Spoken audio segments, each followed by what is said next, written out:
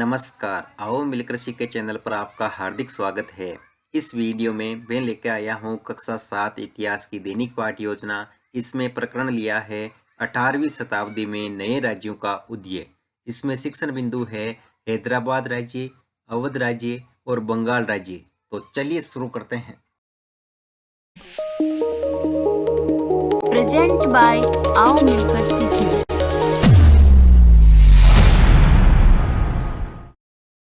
सर्वप्रथम लिखेंगे विद्यालय का नाम जहां पर आप ये लेसन प्रस्तुत करेंगे। कक्षा 7 विषय इतिहास प्रकरण 18वीं शताब्दी में नए राज्यों का उदय। यहाँ पर दिनांक, कालांश और समयावधि 30 मिनट। फिर टेबल ड्रॉ करके एक तरफ लिखेंगे शिक्षण उद्देश्य, दूसरी तरफ अपेक्षित व्यवहारगत परिवर्तन। शिक्षण उद्देश्य में पहला लिखेंगे ज्ञानात्मक। इसमें लिखना है विद्यार्थी 18वीं शताब्दी में नए राज्यों का उदय का प्रत्यास्मरण कर सकेंगे। विद्यार्थी 18वीं शताब्दी में नए राज्यों का उदय का प्रत्याभिज्ञान कर सकेंगे। अवबोध, विद्यार्थी 18वीं शताब्दी में नए राज्यों का उदय का वर्गीकरण कर सकेंगे। विद्यार्थी 18वीं शताब्दी में नए राज्यों के उदय की व्याख्या कर सकेंगे। फिर है ज्ञानोपयोग। इसमें लिखेंगे विद्यार्थी 18वीं शताब्दी में नए राज्यों का उदय से प्राप्त ज्ञान का उपयोग अपने दैनिक जीवन में कर सकेंगे। विद्यार्थी 18वीं शताब्दी में नए राज्यों के उदय का सामान्यीकरण कर सकेंगे। कौशल, विद्यार्थी 18वीं शताब्दी में नए राज्यों के उदय को भारत के मानचित्र में अंकित करने की क्षमता का विकास कर सकेंगे। विद्यार्थी 18वीं शताब्दी में नए राज्यों के उदय से संबंधित तथ्यों को सूचीबद्ध करके सारणीयन कर सकेंगे। अभिरुचि, विद्यार्थी 18वीं शताब्दी में नए राज्यों के उदय का अध्ययन करने में रुचि ले सकेंगे। विद्यार्थी 18वीं शताब्दी में नए राज्यों के उदय से संबंधित तथ्यों पर विचार विमर्श करने में रुचि पैदा कर सकेंगे। अभिवृत्ति, विद्यार्थी 18वीं शताब्दी में नए राज्यों के उदय के प्रति अपने दायित्वों का निर्वाह कर सकेंगे। विद्यार्थी 18वीं शताब्दी में नए राज्यों के उदय के प्रति सकारात्मक एवं समीक्षात्मक दृष्टिकोण का विकास कर सकेंगे। फिर है शिक्षण सहायक सामग्री, जिसमें लिखेंगे लपेट फलक, श्यामपट्ट, चौक, डस्टर, संकेतक, भारत का मानचित्र एवं समस्त कक्षा उपयोगी शिक्षण सहायक सामग्री। पूर्व ज्ञान, विद्यार्थी 18वीं शताब्दी में नए राज्यों के उदय के बारे में सामान्य जानकारी रखते हैं। फिर है प्रस्तावना, जिसमें टेबल ड्रॉ करके एक तरफ लिखेंगे छात्राध्यापक क्रियाएं, दूसरी तरफ विद्यार्थी क्रियाएं। अगर आप छात्राध्यापिका हैं तो जहां पर भी छात्राध्यापक लिखा है उसकी जगह आप छात्राध्यापिका लिखेंगे। इसमें फर्स्ट क्वेश्चन, मुगल शासकों में सर्वाधिक लोकप्रिय शासक किसको माना जाता है? अकबर को। अकबर के लोकप्रिय होने का मुख्य कारण क्या था? वे सभी धर्मों का आदर करता था। अगला क्वेश्चन लिखेंगे कौन सा मुगल सम्राट धार्मिक रूप से अनुदार था? औरंगजेब। औरंगजेब की इस नीति का मुगल साम्राज्य पर क्या प्रभाव पड़ा? मुगल साम्राज्य का पतन होने लगा। अगला क्वेश्चन, मुगल साम्राज्य के पतन के पश्चात भारत में मुख्यतः किन शक्तियों का उदय हुआ? तो राजनीतिक संगठनों 18वीं शताब्दी का। और 18वीं शताब्दी में नए राज्यों के उदय के बारे में आप क्या जानते हैं? समस्यात्मक प्रश्न। फिर है उद्देश्य कथन, तो इसमें लिखेंगे आज हम 18वीं शताब्दी में नए राज्यों के उदय के बारे में विस्तृत अध्ययन करेंगे।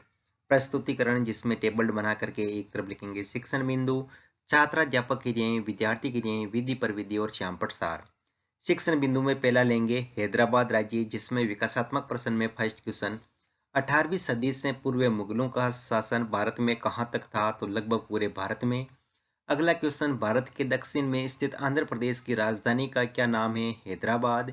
हैदराबाद राज्य के बारे में आप क्या जानते हैं? तो निरुत्तर। और विधि में प्रश्नोत्तर विधि। फिर है यहाँ पर छात्राध्यापक कथन, तो इसमें लिखेंगे निजाम उल मुल्क आसफ शाह 1724 से 1748, जिसने हैदराबाद राज्य की स्थापना की थी, मुगल बादशाह फर्रुखसियर के दरबार का एक अत्यंत शक्तिशाली सदस्य था। उसे सर्वप्रथम अवध की सूबेदारी सौंपी गई थी और बाद में उसे दक्कन का कार्यभार दे दिया गया था।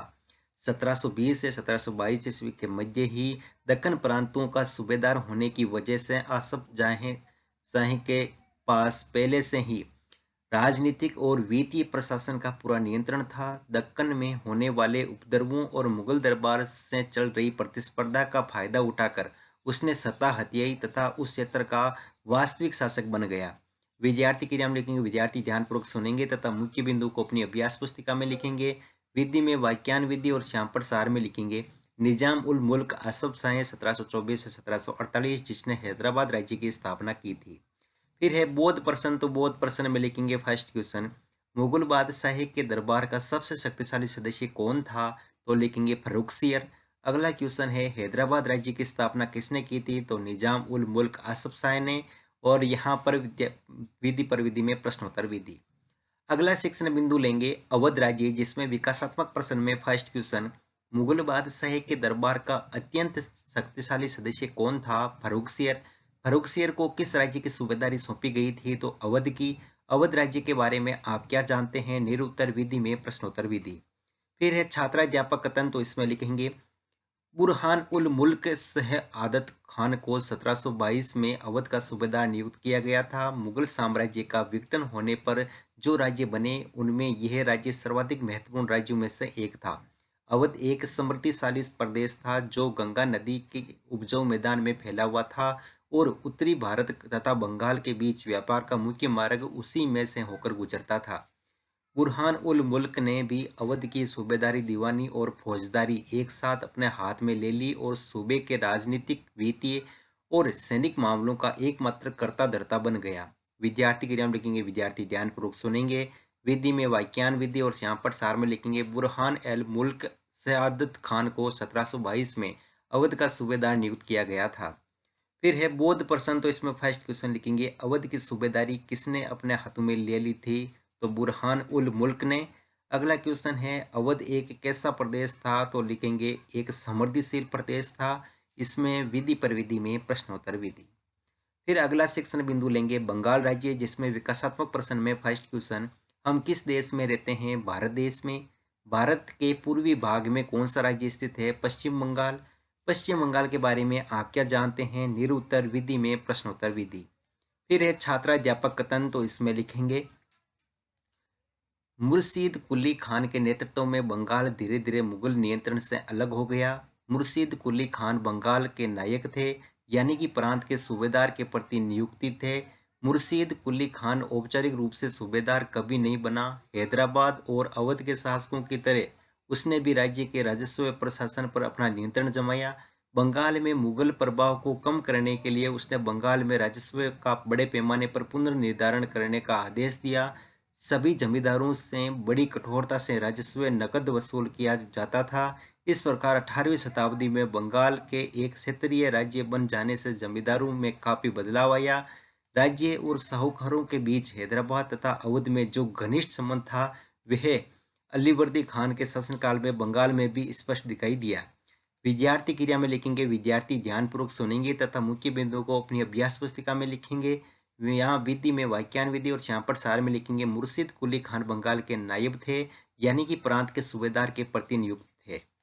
फिर यहाँ पर है बौद्ध प्रश्न, तो इसमें लिखेंगे फर्स्ट क्वेश्चन, मुर्शीद खान किस प्रांत के सूबेदार के प्रति नियुक्त थे? तो बंगाल प्रांत के। अगला क्वेश्चन है हैदराबाद और अवध के शासकों के समान किस प्रांत ने राजस्व पर अपना नियंत्रण जमाया? तो यहाँ पर लिखेंगे बंगाल प्रांत ने। विधि में प्रश्नोत्तर विधि। अंत में है मूल्यांकन प्रश्न, तो इसमें फर्स्ट क्वेश्चन लिखेंगे गंगा नदी के उपजाऊ मैदान में कौन सा राज्य फैला हुआ है? हैदराबाद, अवध, बंगाल, मैसूर। अगला क्वेश्चन है मुर्शीद कुली खान के नायक थे? तो लिखेंगे बंगाल या अवध। मुर्शीद कुली खान औपचारिक रूप से सूबेदार कभी नहीं बना, सत्य या असत्य? अलीवर्दी खान के शासनकाल में बंगाल कैसा दिखाई देने लगा? अवध का सूबेदार किसे व कब नियुक्त किया गया? और गृह कार्य में लिखेंगे 18वीं शताब्दी के नए राज्यों के उदय पर संक्षिप्त टिप्पणी लिखिए। अंत में पर्यवेक्षक टिप्पणी।